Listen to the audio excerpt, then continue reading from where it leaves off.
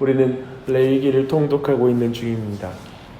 인생의 깊이를 더해가면 더해갈수록 인생의 작은 순간을 보는 그 눈의 깊이도 깊어진다고 생각합니다.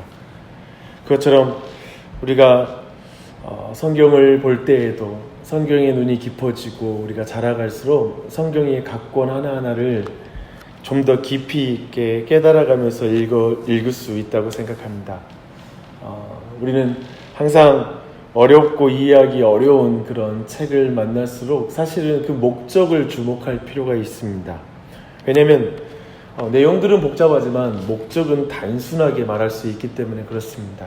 그리고 그 단순한 목적을 이해할 때 복잡한 과정을 인내하면서 읽어갈 수 있게 해주는 힘이 그 안에 또 있습니다. 레위기는 죄인들과 함께하기 원하시는 거룩하신 하나님의 열정이다 라고 이렇게 볼 수 있는 책입니다.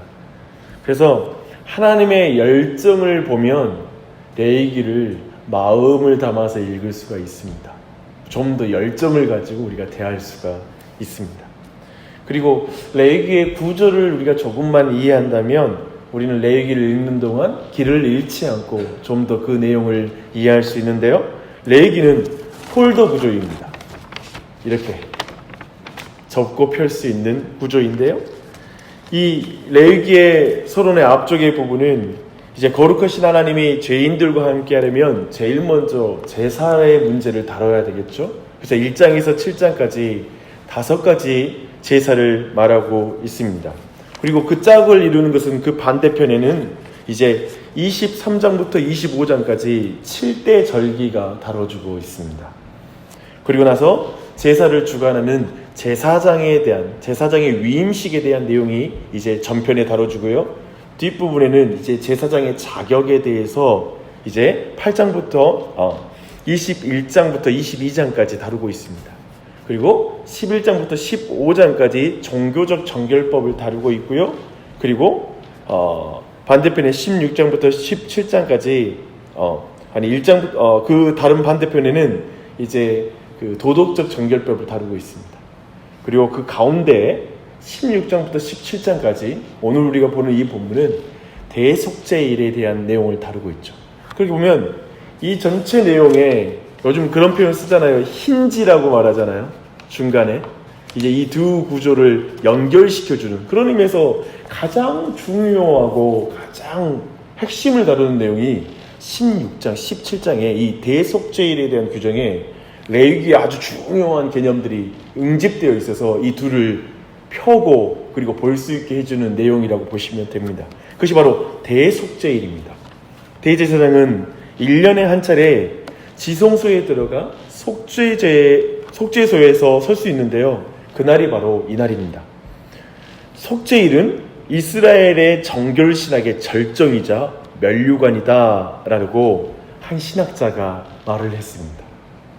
사람들은 일상적인 속죄 제사를 통해서 죄를 해결해 가거든요. 5대 제사를 통해서 죄의 문제를 해결해 갑니다. 하지만 정기적인 제사는 너무나 많은 문제들을 남긴 채 여러 문제를 남겨둔 채로 있기 때문에 이제 그 모든 것들을 또한 한번 정리하고 그것들을 새롭게 하는 그런 시간이 필요한데 그게 바로 대속죄일입니다. 특별히 백성들, 제사장, 그리고 예배의 장소 이 모든 것을 포괄하여 이것을 위해 속죄하는 그런 속죄가 필요한 것입니다.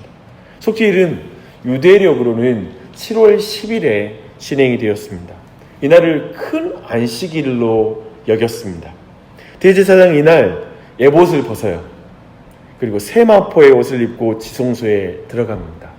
이 말은 이제 겸비한 태도로 하나님 앞에 나아간다라는 그런 의미, 어떠한 장신구도 어떠한 위치에 어떠한 자기를 나타내는 것도 내려놓고 그저 하나님 앞에 겸손하게 나아간다는 의미를 담고 있습니다.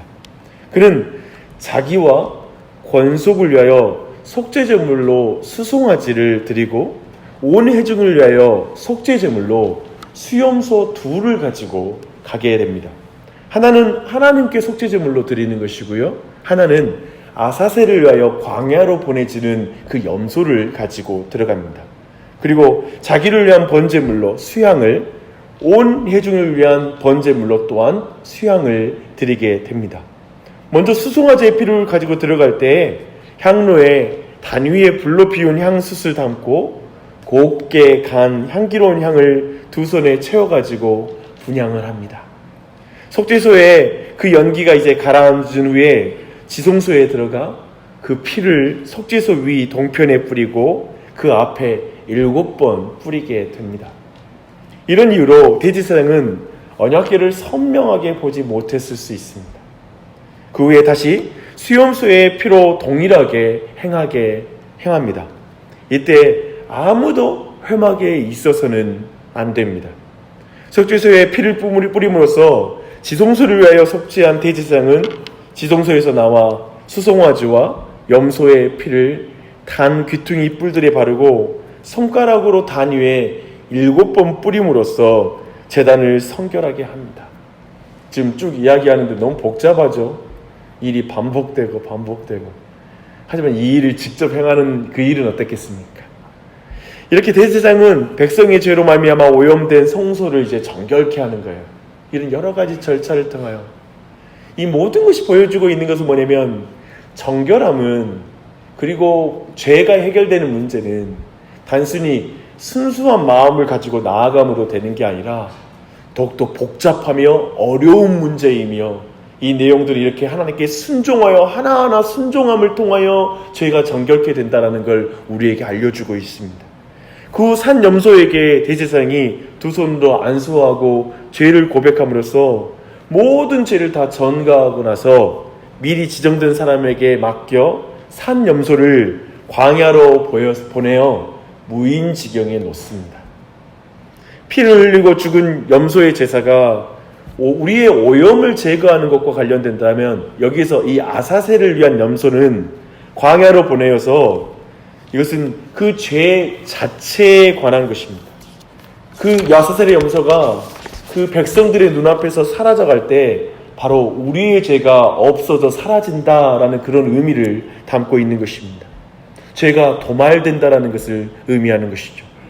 여기서 죄는 단지 율법을 위반하는 그런 차원이 아니라 하나님께 반역하는 것에 대한 의미를 말합니다. 그리고 나서 대제사장이 이제 옷을 갈아입어요. 세마포 속옷까지 다 벗습니다.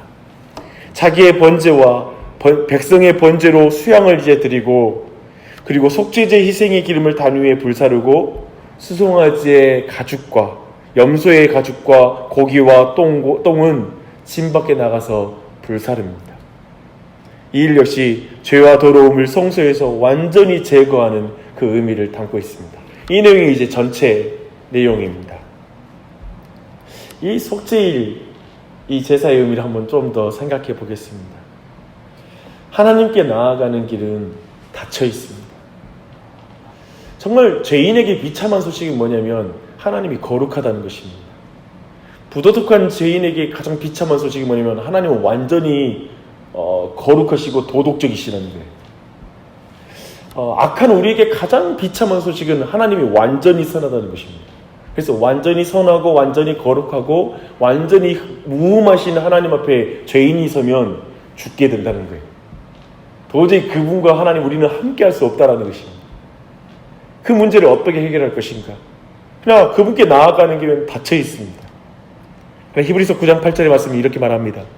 성령이 이로써 보증하신 것은 첫 장막이 서 있을 동안에 성소에 들어가는 길이 아직 나타나지 아니한 것이다. 첫 장막이 있을 때 지성소는 가리워 있습니다. 거기 앞에 나아갈 수가 없습니다. 비록 하나님께서 이스라엘 중에 거하시기 위해 성막을 명하셨지만 그 하나님의 영광을 향하여 직접 나아가는 그 길은 결코 열리지 않았습니다. 아직 그 영광의 임재 앞에 나아가는 길은 완전히 열리지 않아서 1년에 한 번 모든 백성은 나가지 못하고 대제사장만이 특별한 조건 속에서, 허락한 시간 속에서 이제 나아갈 수 있었습니다. 오직 짐승의 피를 가지고만 나아갈 수 있었죠. 오직 겸손한 마음으로만 그 앞에 나아갈 수가 있었습니다. 그 길이 열리기 위해서는 제물이 반드시 필요했습니다. 바로 그 참 제물은 예수 그리스도이십니다. 이뿐 아니라 대제사장은 자신도 역시 그렇게 하나님 앞에 나아가기에는 연약한 존재였어요. 대제사장인 사람도 그 자격과 그리고 그 직임을 가지고 그 앞에 나아갈 수가 없었습니다. 제물도 제사장도 다 부족한 게 구약의 제사의 현실이었고 한계였습니다. 그리고 지성소에 들어가는 그 유일한 길은 결국 핏부림밖에 없다는 것을 명백하게 보여주면서 이 모든 일은 진행됩니다. 그래서 이 모든 걸 종합하면 무엇입니까? 우리에게는 참된 대제사장이신 예수 그리스도, 그리고 그분의 완전한 제물이신 예수 그리스도께서 단번의 제사를 통하여 우리에게는 영원히 하나님께 나아가는 길이 열린 것입니다. 그 예수 그리스도를 믿음으로만 그 길이 열린 것이죠. 이날에 특별히 제물로 사용된 두 염소를 생각해 보십시오. 이것은 그리스도의 십자가 사역의 두 가지 이중적인 면을 우리에게 보여줍니다. 바로 첫 번째 염소는 하나님의 영광이 유지되는 것을 첫 번째 염소를 통해서 우리가 경험하게 되고, 다른 염소를 통해서 우리의 죄들이 제거되는 것을 보게 됩니다. 여호와를 위해서 제법 뽑은 염소가 속죄 제물로 되는 것은 우리가 하나님의 영광을 유지하는 방식이 되고요, 아사셀의 염소는 우리의 죄가 제거되었다라는 것을 보여줍니다. 오직 예수 그리스도, 그분을 통하여 우리의 죄가 제거되고 그로 말미암아 우리가 하나님의 영광을 볼 수 있는 자리에 나아가는 것이죠. 죄가 제거되는 목적은 이것입니다. 하나님의 영광을 보는 것입니다. 우리는 교회에 와서 회개 기도를 하고 어떤 일을 할 때 그 목적을 놓치면 안 됩니다. 교회는 양심의 가책을 없애는 것에 머무는 것이 아니라 하나님의 영광을 보는 것이 목적인 것입니다. 그래서 우리의 예배와 회개와 모든 기도의 목적은 죄가 제거되어 하나님의 영광을 보는 자리로 나아가 하나님과 교제하는 것이 바로 우리의 모든 것의 목적인 것입니다. 죄를 떠나보내는 것은 하나님을 만나기 위함입니다. 이것이 바로 이 두 염소의 의미 가운데 담겨있는 의미입니다. 이토록 우리는 하나님의 임재 앞에 나아가는 길이 얼마나 두려운 길인가, 그리고 어려운 길인가를 이 대속죄를 통해서 확인하게 됩니다. 그러나 하나님께서는 1년에 한 차례씩 은혜로 피를 가지고 들어가는 이 길을 열어두셨고, 우리에게는 영단번의 제사이신 예수 그리스도를 통하여 하나님께 나아갈 수 있는 유일한 길을 주셨습니다. 다른 길은 없습니다. 주 예수 그리스도 외에는 다른 길이 없습니다. 이 시간에도, 오늘도 우리 모두는 주 예수 그리스도를 위하여 하나님께 나아가는 담력을 얻는 날이 된 줄 믿습니다. 항상 언제나 이제 우리는 하나님의 보좌 앞에 우리는 담대하게 나아갈 수 있게 되었습니다. 그래서 이 아침에 왜 오셨습니까? 이 아침에 우리는 어떻게 기도할 수 있습니까? 예수 그리스도의 이름으로 기도하십시오. 예수 그리스도의 이름으로 담대하게 하나님 앞에 나아가 우리의 죄를 떠나보내고 우리의 죄가 도말된 것을 믿고 하나님의 영광을 바라보는 이 아침이 되시기 바랍니다. 이 한날도 죄를 멀리하고 하나님을 가까이 그분의 영광을 보는 한날이 되시기를 축원합니다. 기도하겠습니다.